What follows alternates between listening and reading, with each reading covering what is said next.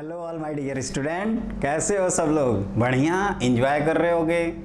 सब लोग एंजॉय कर रहे हो ना मैथमेटिक्स को? अगर नहीं एंजॉय कर पा रहे हो, प्रॉब्लम कोई हो रही है, तो आप हमारे नीचे दिए हुए कमेंट बॉक्स में ज़रूर कमेंट करिए, है ना। और दूसरी चीज़ ये कि मैं आप लोगों के लिए जेईई मेन 2020 अभी हम लोग क्या कर रहे हैं, कॉम्प्लेक्स नंबर का रिवीजन कर रहे हैं। कहाँ तक पढ़ लिए? तो हम लोगों ने पढ़ाई कर लिया है सर्किल तक। हमने जैसा कि आपको लास्ट क्लास में बताया था कि आज की क्लास में कुछ कॉन्सेप्ट भी बताएंगे सर्किल के, और इलिप्स और हाइपरबोला के बारे में पढ़ेंगे। तो और जिन बच्चों ने हमारे चैनल को सब्सक्राइब नहीं किया हो, वो प्लीज़ जल्दी जल्दी फटाफट सब्सक्राइब करो, फटाफट, और भी बच्चों को जोड़िए। बच्चों, जहाँ तक हम लोगों ने लास्ट क्लास में सर्किल तक पढ़ लिया है, अब आप एक इम्पॉर्टेंट हेडिंग लिखिए। एक नोट पॉइंट है जो कभी कभार जेईई मेन में आ जाता है। ये एडवांस के पॉइंट ऑफ व्यू से इम्पॉर्टेंट है। हमने बताया भी था कि थ्योरी पार्ट हम पूरा कवर करेंगे। एडवांस के लिए जो हमारी प्रैक्टिस होगी वो एनालिसिस, थ्योरी की एनालिसिस विद क्वेश्चंस करेंगे, है ना। तो आज की हेडिंग लिखिए आप। ये होता है mod of z minus z1 plus mod of z minus z2 equal to lambda. ये लैम्डा कोई भाई साहब रियल नंबर है। तो ये एक जो टर्म रिप्रेजेंट करता है, उसके लिए यहाँ पे 3 कंडीशन होती है। पहले तो इसके बारे में बताते हैं बच्चों, ये है क्या। ये z1 z2 fix complex number हैं, और ये ऐसे कुछ कह सकते हो कि यहाँ पे जैसे हमने दिखाया z1 और एक तरफ दिखाया है z2, और एक पॉइंट इन जनरल अगर बात करें तो p है, यहाँ पे लिखे हैं z। अब मैं पूछूं कि mod of z minus z1 का मतलब बताओ फटाफट, तो z1 से distance mod of z minus z1। Mod of z minus z2 का मतलब z2 से z की डिस्टेंस, और ये कितना है इन दोनों का सम, लैम्डा। तो देखो बच्चों, यहाँ पे 3 कंडीशन आती हैं। पहला, ये जो लैम्डा भाई साहब हैं वो modulus of z1 minus z2 से क्या हो जाए, ग्रेटर। ये है mod of z1 minus z2। कहने की ज़रूरत तो नहीं है ना, z1 और z2 के बीच की डिस्टेंस को ही तो mod of z1 minus z2 बोला था। क्या सोच रहे हो तब से? यही तो होता है भाई। तो क्या होगा कि इस तरह से ट्रायंगल तो बन जाएगा ना। पहले केस में हम लोगों ने ये पढ़ा है कि दो ट्रायंगल का सम, दो साइड का सम एक ट्रायंगल में तीसरी साइड से लार्जर होता है। तो ये जब भी ट्रायंगल बनेगा तो इसका मतलब बच्चों ये एक इलिप्स बन जाएगा इस तरह से। हम लोग जानते हैं ना कि एक इलिप्स में किसी भी पॉइंट की फोकाई से जो डिस्टेंस होती है, उनका जो समेशन होता है वो कांस्टेंट होता है and is equal to major axis of the ellipse. उस लॉजिक से यहाँ पे क्या हो जाएगा, इलिप्स बन जाता है। तो आप लिख सकते हैं देन, ये जो ऊपर लिखा है z रिप्रेजेंट्स, इट रिप्रेजेंट्स लिख देते हैं, it represents an ellipse whose, फटाफट लिखो, whose foci are z1 and z2 and length of major axis, length of major axis is lambda. तो ये पहला पॉइंट क्लियर हुआ जिसमें हमने क्या बना डाला, एलिप्स, तभी तो होगा, बाकी सब झिंगा लाला। दूसरा, तो ये आपका इलिप्स आ गया। अब देखो ये क्या होगा कि अब ये जो ट्रायंगल है, इस पॉइंट को अगर मैं इस ए बी पे कर दूं तो क्या लिखेंगे, mod of z minus z1 plus mod of z minus z2 equal to modulus of z minus z2। तो वो क्या हो जाएगा, लाइन सेगमेंट को रिप्रेजेंट करेगा। तो ये पहला केस हो गया। दूसरा केस में if lambda equal to modulus of z1 minus z2 हो गया, तो आप कहोगे कि डायग्राम भैया इस तरह से बन गया, इस तरह से बन गया सर जी डायग्राम, z1 इधर, z2 और बीच में point P which is z। तो ये आप देख रहे हो ना, इन दोनों का जो सम है वो ओवरऑल सम के क्या है, इसके इक्वल है। तो आप लिखें देन इट रिप्रेजेंट्स पॉइंट्स, या लाइन सेगमेंट लिख देते हैं, the line segment joining z1 and z2। यहाँ तक हो गया। तो दूसरे केस में क्या हो गया, पॉइंट जो Z1 Z2 पे लाई कर रहे हैं ना, वो सारे पॉइंट्स मिल जाएंगे। और मैं तीसरा केस अगर बच्चों पूछूं कि क्या ये लैम्डा इससे छोटा हो सकता है क्या Z1 माइनस Z2 के मॉड से, तो कहोगे कि नहीं, क्योंकि दो अगर पॉइंट हैं तो पॉइंट P बीच में ही होगा और इन दोनों का जो समेसन है वो इसके इक्वल हो गया। लेकिन अगर हम इससे कम कहाँ ले जाएंगे, एक में तो इलिप्स, जैसे ही लाइन सेगमेंट को छोड़ते हैं तो इलिप्स बन जा रहा है, लाइन सेगमेंट पे आ रहे हैं। तीसरा कोई केस ही नहीं है, क्योंकि या तो लाइन सेगमेंट पे जाओगे या तो बाहर जाओगे, केस तो तीसरा है ही नहीं। तो इस केस में क्या लिखेंगे, then Z belongs to phi, मतलब यहाँ पे कोई Z नहीं होगा जिसको हम लोग आर्गन प्लेन में दिखा सकते हैं। तो ये कॉन्सेप्ट क्लियर हुआ। इसमें एक चीज़ ध्यान रखिएगा कि पहला जो पार्ट है जिसमें mod of Z minus Z1 plus mod of Z minus Z2 equal to lambda, और लैम्डा आपका mod of Z1 minus Z2 से अगर ग्रेटर हो तो आपका बच्चों क्या बनता है, इलिप्स। उस इलिप्स के जो फोकस होते हैं दोनों, जिसको फोकाई कहते हैं हम लोग कोऑर्डिनेट ज्योमेट्री में, वो हो जाएगा Z1 एंड Z2, और length of major axis is lambda. तो वो भी ज़रूर हमने लिखा है, आप भी नोट करके फटाफट लिखो। दूसरा कि अगर Z1 माइनस Z2 के मॉड, मतलब इन दोनों के बीच के डिस्टेंस के इक्वल है, मतलब इन दोनों का समेसन अगर इस पूरे के इक्वल हो गया तो इसका मतलब Z इसी सेगमेंट पे कहीं लाई करेगा, तो वो भी मैंने लिख दिया है। और तीसरा क्या, इनके समेसन जो लैम्डा है, क्या ये mod of Z1 minus Z2 से लेस होगा, तो आंसर है नो। तो ये हो गया आपका क्वेश्चन। अब इस पे बेस्ड करते हैं एक सिंपल सा क्वेश्चन हमने लिख दिया है बच्चों, आप भी आराम से लिखिए। If Z is a complex number satisfying the equation. अब यहाँ पे बेसिकली क्या है कि एक इक्वेशन दी हुई है बोर्ड पे जिसको Z अपना सेटिस्फाई कर रहा है, और हमें फिर से maximum value of modulus of Z, क्या बताया था मैंने मॉड Z के बारे में, it is distance from Z from origin, origin से जो डिस्टेंस होती है उसी को कहते हैं मॉड Z। अब ये ध्यान देते हैं कि ये जो mod of Z plus i plus mod of Z minus i equal to 8, ये क्या रिप्रेजेंट करता है। तो आप ध्यान से देखो, यहाँ पे सम है और ये इक्वल टू 8 है। क्या बताया था, अगर i और माइनस आई के बीच का डिस्टेंस देखें तो कितना आता है 2, और ये 8 तो उससे ज़्यादा हो गया ना, तो इसका मतलब ये एक इलिप्स रिप्रेजेंट करेगा। और वो ध्यान से देखिए कैसे बना रहे हैं, फिर से ध्यान से देखो। तो ये पॉइंट क्या है, आयोटा, दूसरा पॉइंट कितना है, माइनस आयोटा, सम कितना है 8। तो यहाँ पे जैसा कि हम लोग जानते हैं 2a की वैल्यू 2ae कितना है इलिप्स के अकॉर्डिंग, तो ये दिस इज इक्वल टू 2, तो a हो गया आपका 1 और 2a आपका 8 है, तो a हो गया आपका 4, और b स्क्वायर होता है आपका a square times 1 minus e square, तो this is a square minus ae whole square. तो आप बताओ कितना हुआ फाइनली, एक बार चेक करते हैं। 2ae की वैल्यू कितनी हो गई है आपकी, एकदम पेशेंस से चेक करना, इसमें जल्दीबाजी मत करिएगा।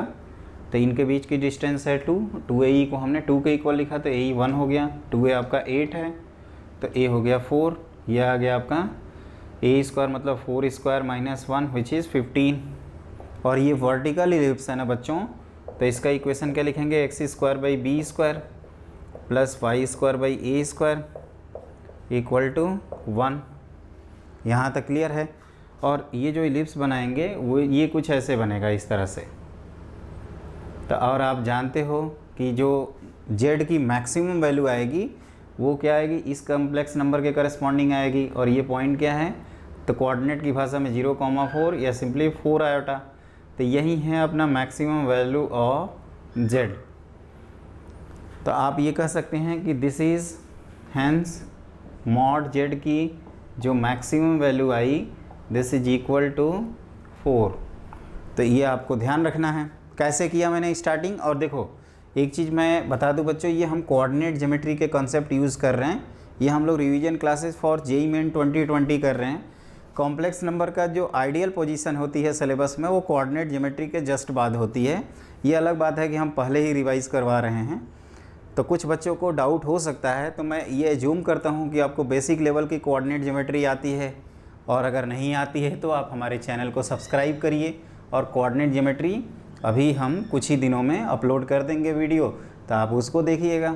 फिर ये जो मैं पीछे लिखा हूँ ना, ये इतना सब कहोगे कि टाइम सर सब तो आता ही है, आगे बढ़ जाओ यार, सब तो आ ही गया। तो यहाँ पे आंसर कितना हो जाएगा 4। तो ये इंटीजर टाइप में क्वेश्चन आ सकता है। अपने सिलेबस में इलिप्स है, ध्यान रखिएगा। तो ये कॉम्प्लेक्स नंबर को भी रिलेट करके क्वेश्चन पूछा जा सकता है। तो ये हमने क्या किया, ये एक इक्वेशन दिया हुआ था, मैंने उसको रिप्रेजेंट कर दिया। फिर ढूंढा इसमें कि कौन सा जेड है जो ओरिजिन से ज़्यादा डिस्टेंस पे है। ये तो मैं ही ढूंढूंगा ना, एग्ज़ाम तो मेरे को देना है। आप तो बस बैठ के देखिए वीडियो, बस इंजॉय करिए। आप भी बेटा ढूंढ लो, थोड़ा बहुत अपना भी मेहनत करो। मैं पूछूं कि ये जो भाई साहब लोग हैं इसमें ओरिजिन से सबसे ज़्यादा डिस्टेंस पे कौन है, तब क्या बोलोगे, एंड ऑफ मेजर एक्सिस, क्योंकि सेंटर ऑफ इलिप्स क्या है, ओरिजिन। एक बार कैलकुलेशन का ध्यान रखिएगा। ये सारी चीज़ें मैंने अपनी तरफ से तो सही की हैं, इसके बावजूद अगर एक बार चेक कर लेते हैं। ये vertical ellipse okay, this is equal to 4, it is also okay, this is 1, this is also 1। देखने में थोड़ा ऊपर नीचे लग रहे हैं, आप सही से बनाना कॉपी पे। तो इस तरह से हमने इलिप्स बना डाला और क्वेश्चन भी कर डाला, तभी तो होगा, बाकी सब झिंगा लाला। अब अगला करते हैं। अगला नोट पॉइंट करके लिखिए, जैसे मैंने ये नोट पॉइंट लिखवाया है ना, इसी तरह से एक और होता है, उसको भी लिखो। तो देखो बच्चों, पहले क्या कर रहे थे, सम इक्वल टू लैम्डा दिए थे ना, अब है डिफरेंस इक्वल टू लैम्डा, मतलब mod of Z minus z one minus mod of Z minus z two. अगर मान लीजिए इन पूरे का मॉड लगा दें इक्वल टू लैम्डा, देन यहाँ पे भी 3 केस हो जाते हैं। Lambda less than modulus of z one minus z two, दूसरा केस होता है modulus of lambda equal to mod of z one minus z two, तीसरा केस होता है इसमें mod of lambda greater than modulus of z one minus z two, मतलब less कर डाला, इक्वल टू और ग्रेटर। तो इसमें क्या होता है, इट रिप्रेजेंट्स ये हाइपरबोला। हम लोगों ने कोऑर्डिनेट ज्योमेट्री में ये ऑलरेडी पढ़ा है या पढ़ने वाले हैं कि sum of all points in a plane, जैसे ellipse is set of the points in a plane such that sum of its distances from two fixed point is always constant, and the two fixed point is known as foci of the ellipse, and the constant sum is known as length of major axis. उसी तरह से a hyperbola is set of all points in a plane such that difference of its distances from two fixed point is always constant. The two fixed point is known as foci of the hyperbola, and the constant difference, which is equal to lambda in this case, is length of minor नहीं, major नहीं, क्या बताया हूँ, transverse axis conjugate axis, तो transverse axis के equal hyperbola. आप आगे लिखो, whose foci are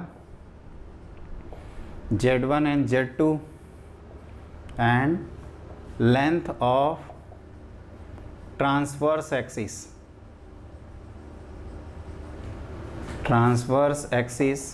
is lambda। ये लैम्डा थोड़ा टेढ़ा दिख रहा है आप लोगों को, तो सीधा करो भाई इसको देखो, ये इम्पोर्टेंट है। ये हमने क्या दिखाया था, Z1 Z2 2 पॉइंट है, क्लियर। ये जो Z1 माइनस Z2 है, ये एरो को रिप्रेजेंट करता है, मतलब इस पे लाई करने वाला कोई भी पॉइंट हो सकता है Z1 Z, और उसी तरह से यहाँ पे Z कोई भी दिखा सकते हैं। ये डॉट डॉट का मतलब वो पॉइंट दिखाया है बच्चों, है ना। मेरे को शौक़ नहीं है इस तरह से डॉट डॉट करने का, बस मैं ये दिखाना चाहता हूँ कि दूसरे केस में जब ये डिफरेंस हो जाएगा, देखो जैसे यहाँ पे पॉइंट है, ध्यान से देखना, ध्यान से देखो, इधर मुंडी इधर। तो ये क्या है, mod of Z minus z one, ये क्या है, mod of Z minus z two. इनका डिफरेंस कितना आएगा बताओ, ये आएगा, सही लिखा हूँ। इधर भी वो होल्ड करेगा, यहाँ पे तो होगा ही नहीं, क्योंकि डिफरेंस तो उससे छोटा आ जाएगा, और डिफरेंस छोटा आया तो हमने क्या बना डाला, हाइपरबोला। इक्वल टू में ये सेगमेंट है, इसको आप ध्यान रखिएगा। आप कह सकते हैं कि लाइन पूरा आप चाहें तो लिख सकते हैं Z lies on line segment joining Z1 and Z2, line joining Z1 and Z2 but not on the line segment joining Z1 Z2, मतलब Z1 Z2 के बीच का नहीं दिखाना है आपको, इसके अलावा दिखाना है ना, ये नहीं। क्लियर? तो इस पे लाई करने वाला कोई भी पॉइंट, और इसमें Z बिलोंग्स टू फाई। तो यहाँ तक हो गया। तो आप ऐसे याद रख सकते हो कि जब सम था तो ग्रेटर देन के केस में हमने इलिप्स किया था और लेस देन के केस में हाइपरबोला। ये बच्चों जो आता है ना वो ये आता है, जैसे हमें पता है कि इसको हम लोग 2a बोल रहे हैं हाइपरबोला के केस में, और इसको बोलते हैं 2ae। तो ये तो अंडरस्टूड होता है ना कि आपका हाइपरबोला के केस में जो इसेंट्रिसिटी है वो इसकी वैल्यू ग्रेटर दैन 1 होती है। तो ये तो ऑब्वियस रिलेशन है, और हाइपरबोला में ही होगा। यहाँ तो भाई सब उल्टा हो जाएंगे ना, अगर आप ऐसे करोगे तो ये 2a ग्रेटर दैन 2ae, तो यहाँ पे वैसे ही दिख रहा है, ये गलत है, बिकॉज डिफरेंस के केस में जो इसेंट्रिसिटी आती है वो क्या आती है, वो ग्रेटर दैन 1 आता है। कंसेप्ट क्लियर हुआ? पक्का? ओके, आगे बढ़ूँ तो एक रिजल्ट और लिखते हैं जो कि आपका जेई मेन और जे एडवांस के पॉइंट ऑफ व्यू से इम्पॉर्टेंट है, तो उसको लिखिए। देखो बच्चों, ये रिजल्ट है कि mod of z minus Z1 equal to k times mod of z minus Z2 दिया है। इस चीज़ को ऐसे भी लिखा जाता है, मॉड ऑफ z माइनस, इसे mod of z minus Z1 upon mod of z minus Z2 equal to k. इस तरह से भी हम लोग इसको लिख सकते थे। तो यहाँ पे दो केस होते हैं, एक आपका के, पहली बात तो के पॉजिटिव है तभी ये मीनिंगफुल है, और दूसरा कि के की वैल्यू 1 हो सकती है या 1 के अलावा हो सकती है। तो के बच्चों जब 1 नहीं होगा तो 1 अगर नहीं होता है मतलब इस केस में इट रिप्रेजेंट्स ए सर्किल, जो कि जेई मेन में 2-3 बार क्वेश्चन इस पे पूछे गए हैं। और वो क्वेश्चन बच्चों ये भी बता दूं कि जो अपना z equal to x plus iota y वाला ब्रह्मास्त्र बनाया हूँ ना, कि आप कोऑर्डिनेट के ज़्यादातर क्वेश्चन कर सकते हैं, ये उससे कर सकते हैं आप। जो जेई मेन में पूछा भी गया है, आप z की value x plus iota y जैसे मानोगे ये पूरे क्वेश्चन की पोल खुल जाएगी, क्या है ऑप्शन दिख जाएगा चारों में से। और इट रिप्रेजेंट्स, दैट इज़, ये बेसिकली हम लिखना चाहते हैं कि mod of z minus Z1 equal to mod of z minus Z2। और इसके बारे में मैंने बता रखा है, मेरे को निराश मत करो, बताओ फटाफट ये क्या था, ये क्या था, बताओ क्या था। तो ये था perpendicular bisector of line joining Z1 and Z2, मतलब straight line. It represents, simply लिख दिया जाए इसको, ए स्ट्रेट लाइन। तो ये ध्यान रखिएगा, ये एक इम्पॉर्टेंट पार्ट है जो जेई एडवांस 2004 में भी क्वेश्चन इस पे पूछे गए हैं कि जब ये सर्किल रिप्रेजेंट करता है तो भैया उस सर्किल का आप सेंटर और रेडियस निकाल लीजिए।